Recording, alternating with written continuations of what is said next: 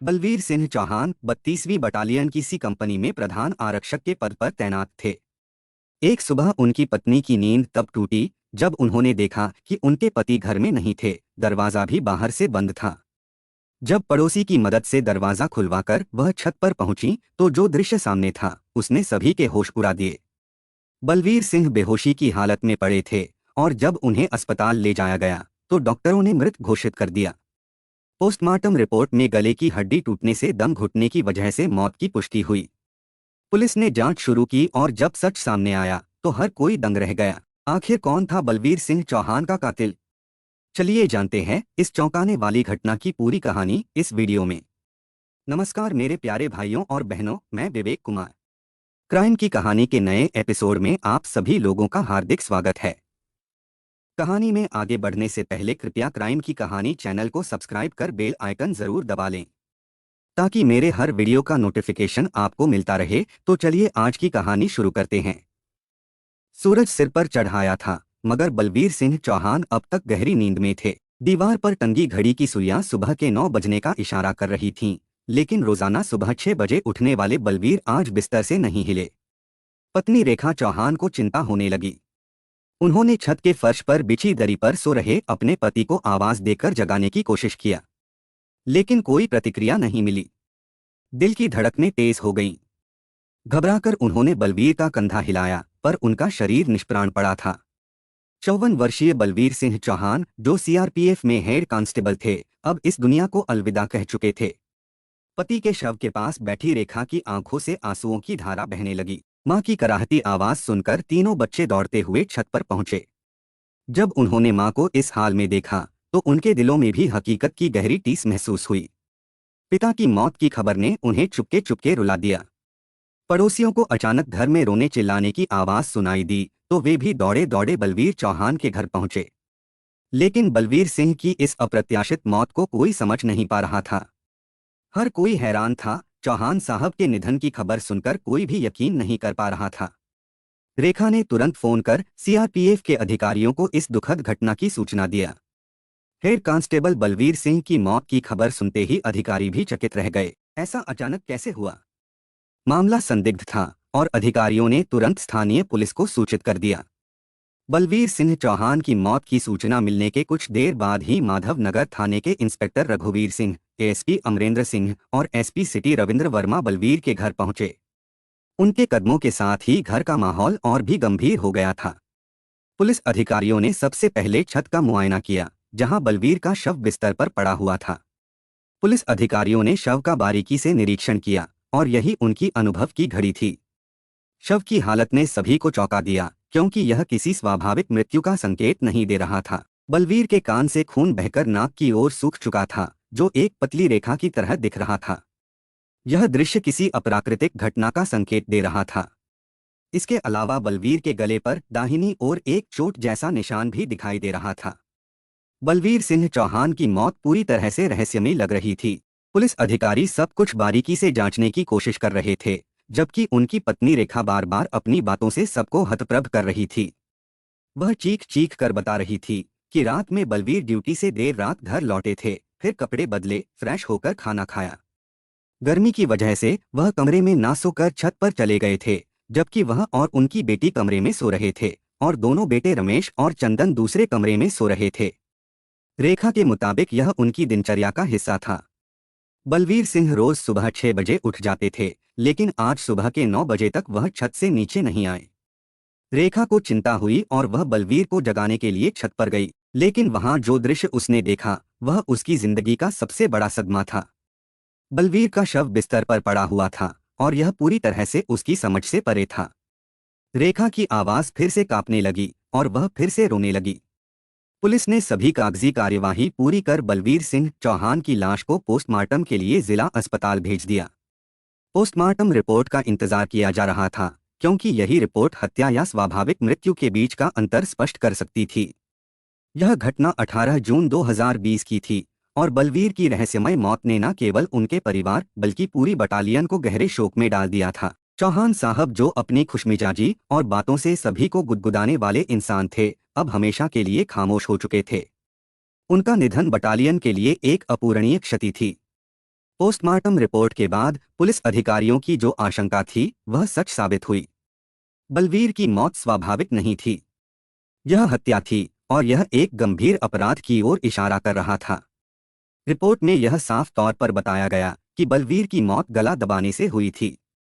Postmortem report में बलवीर सिंह चौहान की हत्या की सच्चाई सामने आने के बाद आईजी राकेश गुप्ता ने एसपी सिटी रविंद्र वर्मा को घटना का जल्द से जल्द पर्दाफाश करने का आदेश दिया। आईजी के आदेश को गंभीरता से लेते हुए एसपी रविंद्र वर्मा ने उसी दिन अपने ऑफिस में एक मीटिंग बुलाई। इस मीटिंग में एसपी अमरेंद्र सिंह और माधव नगर थाने के इंस्पेक्टर रघुवीर सिंह भी शामिल थे। रविंद्र वर्मा ने मीटिंग में सबको स्थिति की गंभीरता समझाते हुए कार्रवाई की योजना बनाई। उन्होंने एसपी अमरेंद्र सिंह के नेतृत्व में एक विशेष टीम का गठन किया जो इस मामले की पूरी जांच करेगी। एसपी अमरेंद्र सिंह को इस टीम की मॉनिटरिंग करने का जिम्मा सौंपा गया था। थाना प्रभारी रघुवीर सिंह के साथ साथ एसपी अमरेंद्र सिंह भी बलवीर सिंह चौहान की हत्या के हर पहलू पर बारीकी से नजर गड़ाए हुए थे। पोस्टमार्टम रिपोर्ट में हत्या की पुष्टि होने के बाद पुलिस ने मृतक की पत्नी रेखा चौहान की तहरीर पर अज्ञात के खिलाफ धारा 302 और 201 के तहत मुकदमा दर्ज कर लिया। जांच की जिम्मेदारी इंस्पेक्टर रघुवीर सिंह को सौंप दी गई थी। रघुवीर सिंह ने फूंक फूंक कर एक एक कदम बढ़ाते हुए अपनी जांच की शुरुआत किया। इस समय उनके सामने सबसे बड़ा सवाल यह था कि आखिर बलवीर की हत्या किसने और क्यों की। बलवीर की मौत से सबसे ज्यादा फायदा किसे होने वाला था। इन सवालों के जवाब बलवीर के घर में ही छुपे थे। इसलिए रघुवीर ने चौहान परिवार की गहरी पड़ताल शुरू किया। विवेचना के दौरान जैसे जैसे परिस्थितियां सामने आईं, मृतक की पत्नी रेखा का चरित्र संदिग्ध नजर आने लगा। पुलिस की नजर अब रेखा के हर कदम पर टिकी हुई थी क्योंकि एक एक इशारा इस गुत्थी को सुलझाने की ओर इशारा कर रहा था। पुलिस ने रेखा का मोबाइल नंबर सर्विलांस पर लगा दिया और उसकी कॉल डिटेल्स की गहनता से जांच शुरू कर दिया। इस दौरान पुलिस को एक अहम जानकारी मिली। पता चला कि रेखा से पहले बलवीर की 2 शादियां हो चुकी थी। उनकी पहली पत्नी ने खुद को खत्म कर ली थी जबकि दूसरी पत्नी एक हादसे में जान गंवा बैठी थी। 2003 में बलवीर ने रेखा से शादी की थी और उनके तीनों बच्चे रेखा से ही थे। दिलचस्प यह था कि बलवीर और रेखा की उम्र में लगभग 20 साल का अंतर था। इससे भी चौंकाने वाली बात यह थी कि बलवीर और रेखा के रिश्ते में हमेशा तनाव बना रहता था और दोनों के बीच झगड़े सामान्य बात हो चुके थे। इन नए खुलासों ने पुलिस की शक की सुई रेखा पर और भी सख्त कर दी थी। पुलिस ने रेखा के फोन की कॉल डिटेल्स का गहन अध्ययन किया और एक महत्वपूर्ण तथ्य सामने आया। घटना वाली रात रेखा की एक ही नंबर से कई बार बातचीत हुई थी और सबसे अहम बात यह थी कि आखिरी कॉल उसी नंबर पर रात के करीब 11:30 बजे हुई थी।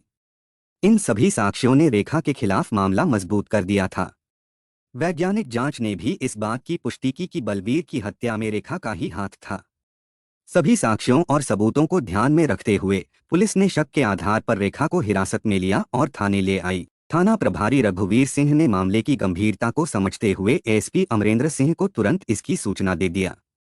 सूचना मिलते ही एसपी अमरेंद्र सिंह तुरंत थाने पहुंच गए और 20 जून 2020 को उन्होंने रेखा से पूछताछ शुरू किया। एसपी ने सख्त लहजे में रेखा को समझाते हुए कहा, रेखा, मैं जो सवाल करूंगा उसका जवाब ठीक से देना, तुम्हारे लिए यही अच्छा होगा।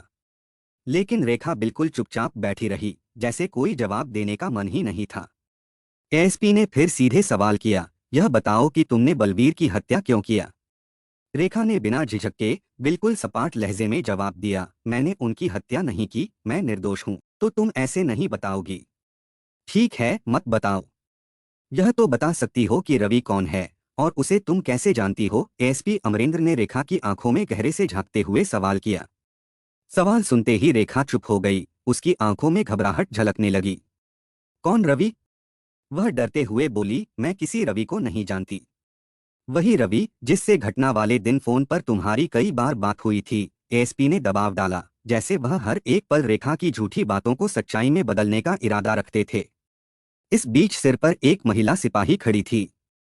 एसपी ने उसे इशारा किया और कहा, अगर ये झूठ बोले तो बिना कहे शुरू हो जाना। रेखा ने हाथ जोड़ते हुए सिसकते हुए कहा, सर, अपने पति की हत्या मैंने ही अपने प्रेमी रवि के साथ मिलकर की थी, मुझे माफ कर दीजिए।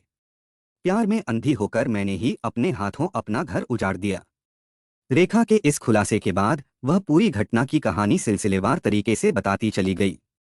उसने बताया कि किस तरह उसके और रवि के बीच प्यार बढ़ा और कैसे बलवीर से उसका मन भर गया था। उसके दिल में गुस्सा और नफरत का संकलन था जो अंततः उसे इस जघन्य कदम की ओर ले गया।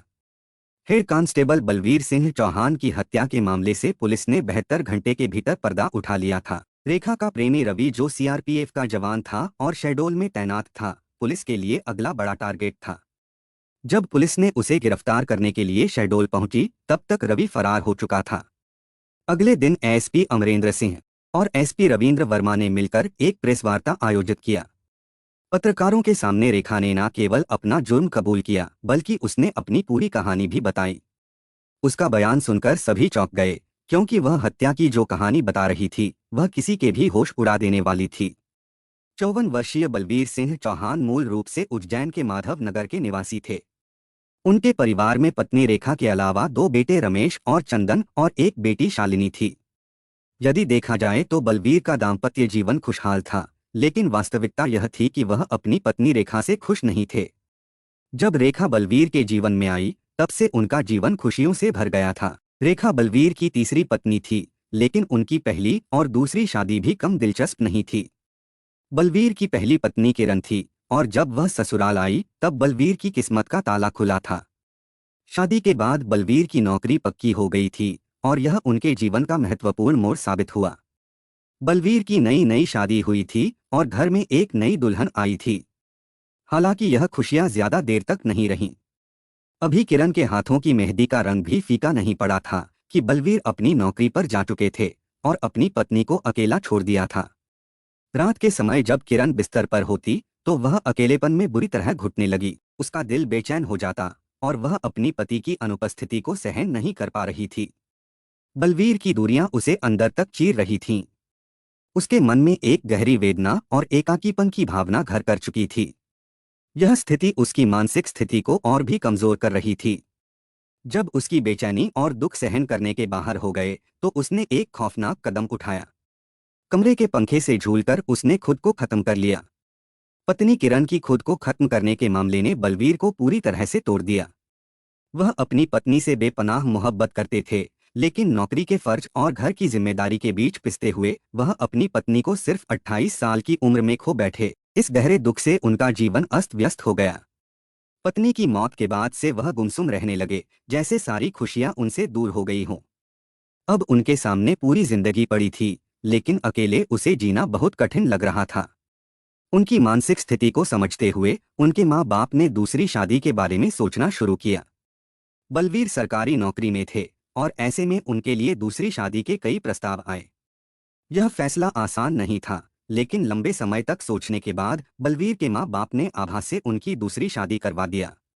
जब आभा बलवीर की जिंदगी में पत्नी बनकर आई तो धीरे धीरे उनके जीवन में बदलाव आने लगा। एक नई शुरुआत के रूप में आभा के साथ उनका जीवन थोड़ी राहत महसूस करने लगा।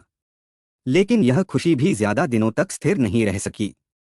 एक दुखद सड़क हादसे ने बलवीर से आभा को भी छीन लिया। एक बार फिर वह अकेले पड़ गए और इस हादसे ने बलवीर को फिर से गहरे मानसिक आघात में डाल दिया। 2 पत्नियों की मौत के बाद बलवीर जीवन से निराश होने लगे थे। उनके लिए यह समय बेहद कठिन था और हर कदम पर उनकी दुनिया और भी वीरान लगने लगी। लेकिन कुछ समय बाद बलवीर की जिंदगी में रेखा आई, जो उनकी तीसरी पत्नी बनी। यह शादी 2003 में मंदिर में सादगी से हुई थी। बलवीर और रेखा की उम्र में करीब 20 साल का अंतर था, लेकिन इस उम्र के फासले के बावजूद रेखा ने उनकी जिंदगी को एक नई दिशा दिया। रेखा के आने से बलवीर की जिंदगी में एक बार फिर रौनक लौट आई। पहली 2 बीवियों से बलवीर की कोई संतान नहीं थी, लेकिन रेखा से उनका परिवार पूरा हुआ। रेखा ने बलवीर के 3 बच्चों को जन्म दिया, 2 बेटे रमेश और चंदन और एक बेटी शालिनी। रेखा ने इस परिवार में अपना स्थान बना लिया था और बलवीर की पत्नी के रूप में अपने कर्तव्यों का पालन कर रही थी, लेकिन दिल में एक खालीपन था। रेखा भले ही बलवीर के 3 बच्चों की मां बन चुकी थी, फिर भी वह अपने पति के प्यार से संतुष्ट नहीं थी। उनके बीच एक दूरी थी जो रेखा को भीतर से बेचैन करती रही। इस कमी की वजह से रेखा के पांव बहक गए। शहडोल जिले के उमरिया की रहने वाली रेखा को अपना पुराना प्यार याद आने लगा और उसका नाम था रवि कुमार पनिका। रवि और रेखा कॉलेज के दिनों से एक दूसरे को जानते थे और उन दिनों दोनों के बीच प्यार पनपा था। हालांकि उनके सपने कभी पूरे नहीं हो पाए थे, क्योंकि रेखा को मजबूरी में बलवीर से शादी करनी पड़ी थी। यह घटना करीब 4 साल पहले की है। रेखा का वही पुराना प्यार एक बार फिर से जवां हो गया। उसके तीनों बच्चे अब 10-12 साल के हो चुके थे और बलवीर अक्सर ड्यूटी पर घर से बाहर रहते थे। इस दौरान रेखा घर पर अकेली रहती थी और इस अकेलेपन में उसका ध्यान रवि की ओर खींचा चला जाता था। रेखा ने फोन के जरिए रवि से लगातार संपर्क रखना शुरू कर दिया था। वह रवि के साथ घंटों बातें करती और एक बार फिर अपने पुराने प्यार में खो जाती थी। कभी कभी जब बलवीर बच्चों का हालचाल लेने के लिए पत्नी को फोन करते तो रेखा का फोन अक्सर व्यस्त मिलता था। यह देखकर बलवीर को शंका होने लगी। उसकी त्योरी चढ़ जाती थी और वह सोचने लगता था कि आखिर रेखा दिन भर किससे बात करती रहती है जो फोन पर इतना व्यस्त रहती है। 35 वर्षीय रवि कुमार पनिका सीआरपीएफ का जवान था और रायपुर के जगदलपुर में तैनात था। वह शादीशुदा था और उसके भी बाल बच्चे थे। उसका परिवार उमरिया में रहता था और जब भी उसे छुट्टी मिलती वह घर लौट आता था। रेखा रवि की पुरानी प्रेमिका थी और दोनों का प्यार कॉलेज के दिनों में बहुत गहरा था। उन दिनों दोनों एक दूसरे से जुनूनी हद तक प्यार करते थे, लेकिन किस्मत ने उन्हें एक साथ नहीं आने दिया था। अब सालों बाद जब रेखा का जीवन अपने रास्ते से भटक चुका था और वह बलवीर से दूर हो चुकी थी, तब पुराने प्यार की यादें एक बार फिर से ताजगी के साथ उसकी जिंदगी में लौटीं। रेखा और रवि दोनों अब फिर से एक दूसरे के करीब आने के लिए बेताब थे।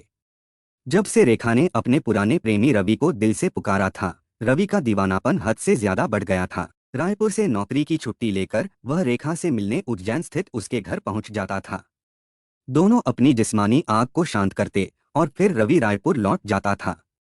रेखा प्रेमी रवि को तभी घर बुलाती थी जब उसके तीनों बच्चे स्कूल में होते थे और पति ड्यूटी पर रहता था।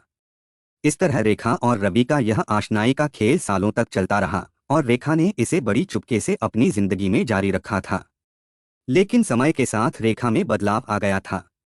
अब वह अपने पति बलवीर को देखकर पहले जैसा आनंदित नहीं होती थी जैसे वह पहले हुआ करती थी।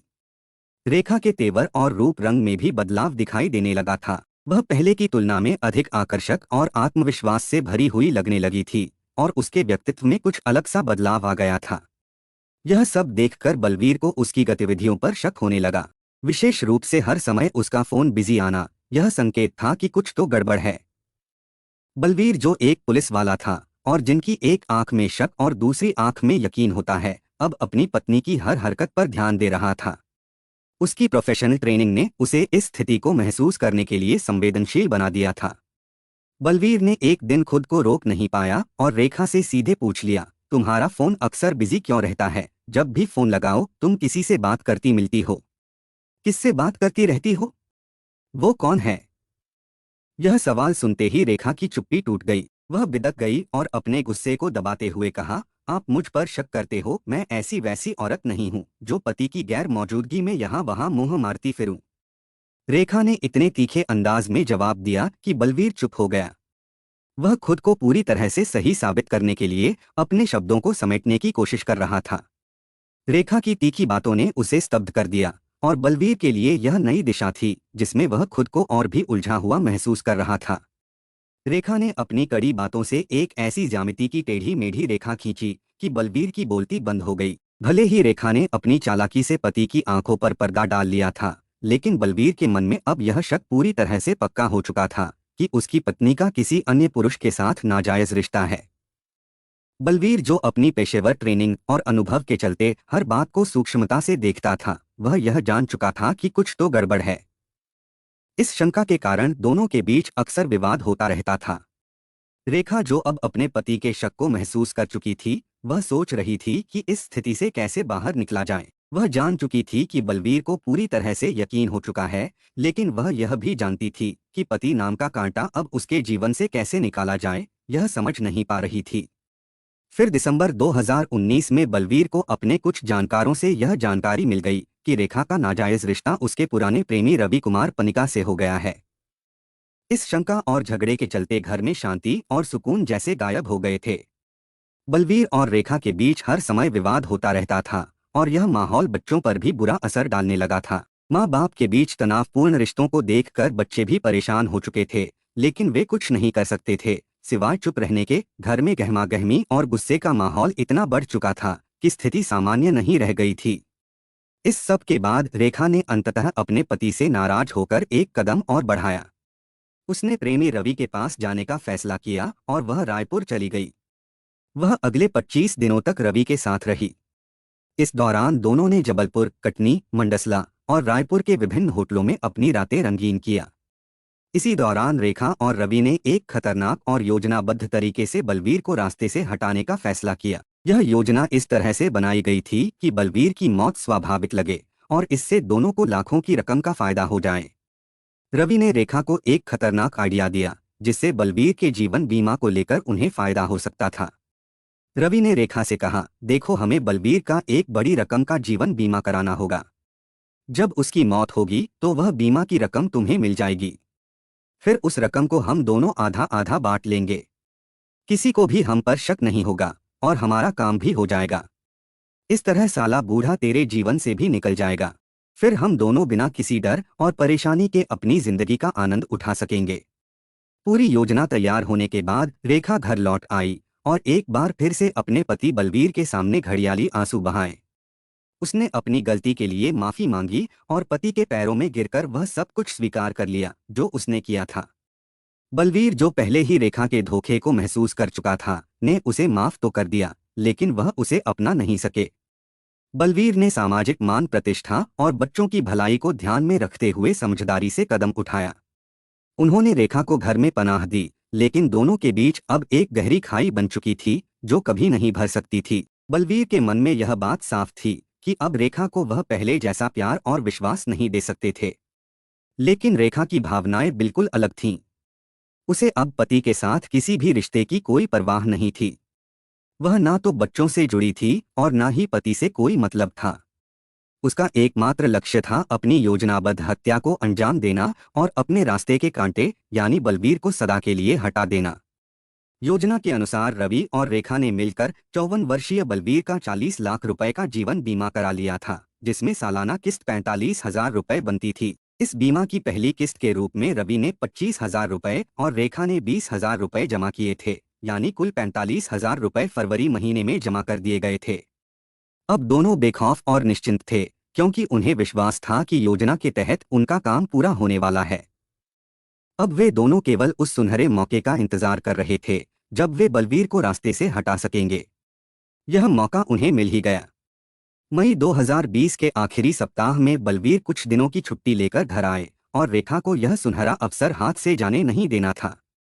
29 मई को उसने रवि को फोन करके बताया कि शिकार हलाल होने के लिए तैयार है, आ जाओ। यह सुनकर रवि की खुशी का ठिकाना नहीं रहा। प्रेमिका की ओर से हरी झंडी मिलते ही वह पूरी तरह से तैयार हो गया। रवि उस समय शहडोल में था और शहडोल से उज्जैन की दूरी 738 किलोमीटर थी। सड़क मार्ग से यह दूरी लगभग 18 घंटे में तय की जा सकती थी। रेखा की हां के बाद रवि ने 30 मई 2020 को अपनी मोटरसाइकिल से शहडोल से उज्जैन के लिए रवाना हो गया। 31 मई 2020 को रवि उज्जैन पहुंच गया और एक होटल में ठहरा। फिर उसने फोन करके रेखा को बता दिया कि वह उज्जैन पहुंच चुका है और अब आगे की योजना क्या है। रेखा ने उसे रात तक होटल में रुके रहने को कहा और यह भी बताया कि जब वह फोन करे तो घर आ जाए। रेखा का घर होटल से कुछ ही दूरी पर था, इसलिए वह जल्दी ही वहां पहुंच सकता था। रात करीब 11:30 बजे रेखा ने फोन करके रवि को घर आने के लिए कहा। उसने यह भी बताया कि घर का मुख्य द्वार खुला रहेगा ताकि वह बिना किसी रुकावट के अंदर आ सके। उस रात बलवीर अपने कमरे में गहरी नींद में सोए हुए थे और तीनों बच्चे दूसरे कमरे में सो रहे थे। रेखा बेचैनी से बिस्तर पर करवटें बदल रही थी, क्योंकि वह जानती थी कि आज रात उनका खतरनाक प्लान अंजाम तक पहुंचेगा। जैसे ही 11:30 बजे का समय आया, रवि रेखा के घर पहुंच गया और चुपके से घर में घुस आया। वह घर के हर कोने से वाकिफ था, इसलिए उसे किसी तरह की परेशानी नहीं हुई। रेखा ने उसे देखकर खुशी से उछलते हुए अपनी बाहों में समा लिया। लेकिन थोड़ी ही देर में रेखा ने अपने होश में आते हुए बिस्तर पर सोते हुए बलवीर को देखा और उसे नफरत भरी नजरों से घूरा। फिर जैसे ही रेखा ने रवि को इशारा किया, रवि ने बिना किसी देर के बलवीर का गला हाथों से दबा लिया। वह अपने खतरनाक इरादे को पूरा करने के लिए उसके गले को तब तक दबाए रखता है जब तक बलवीर की मौत नहीं हो गई। बलवीर की हत्या के बाद रेखा और रवि ने अपने अपराध को छिपाने के लिए एक चालाक योजना बनाई। वे दोनों चाहते थे कि बलवीर की मौत स्वाभाविक लगे और किसी को भी इस हत्या पर शक न हो सके। रेखा ने पहले छत पर बिस्तर लगवाया, फिर बलवीर की लाश को उठाकर छत पर ले गए। वहां उन्होंने उसे इस तरह से लिटाया जैसे वह खुद रात को छत पर आकर सो गए हों। इस तरीके से उन्होंने बलवीर की मौत को स्वाभाविक और सामान्य दिखाने की कोशिश की ताकि किसी को संदेह न हो कि यह हत्या थी। जब सुबह हुई और रवि को जाने का समय आया तो रेखा ने उसे निर्देश दिया कि वह कमरे में जाकर दरवाजे को बंद कर दे और बाहर से सिटकनी चढ़ा दे ताकि किसी को यह पता ना चले कि दरवाजा अंदर से खोला गया था। रवि ने वही किया जैसा रेखा ने उसे कहा था। सुबह जब बच्चे उठे तो उन्हें माँ का कमरा बाहर से बंद दिखा। यह देखकर वे चौंक गए और जल्दी से दरवाजे की सिटकनी खोल दिया।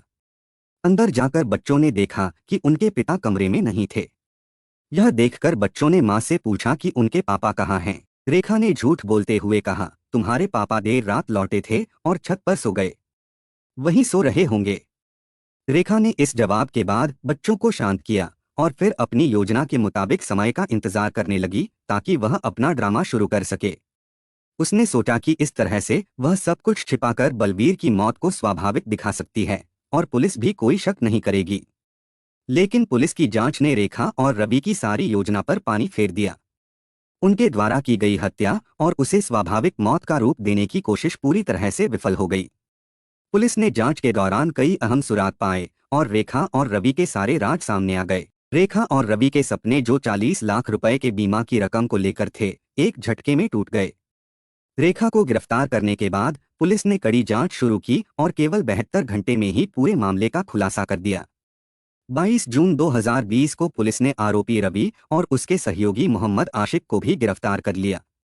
दोनों को कोर्ट में पेश किया गया, जहां कोर्ट के आदेश पर उन्हें जेल भेज दिया गया। आईजी राकेश गुप्ता ने पुलिस टीम की कड़ी मेहनत और शीघ्रता की सराहना किया। उन्होंने इस कड़ी कार्यवाही के लिए टीम को 25,000 रुपये नकद इनाम देने की घोषणा किया। कहानी लिखे जाने तक रेखा और रवि दोनों ही जेल में थे। यह कहानी एक चेतावनी थी जो बताती है कि अपराध चाहे जितना भी चालाकी से किया जाए, अंततः सच्चाई सामने आ ही जाती है। कहानी को लास्ट तक सुनने के लिए आपका धन्यवाद। इस कहानी के बारे में अपनी राय कमेंट करके ज़रूर बताइएगा और ऐसी ही अपराध की सच्ची कहानियों के लिए हमारे चैनल क्राइम की कहानी को सब्सक्राइब कर लीजिए। कहानी को लाइक और शेयर ज़रूर करें। धन्यवाद।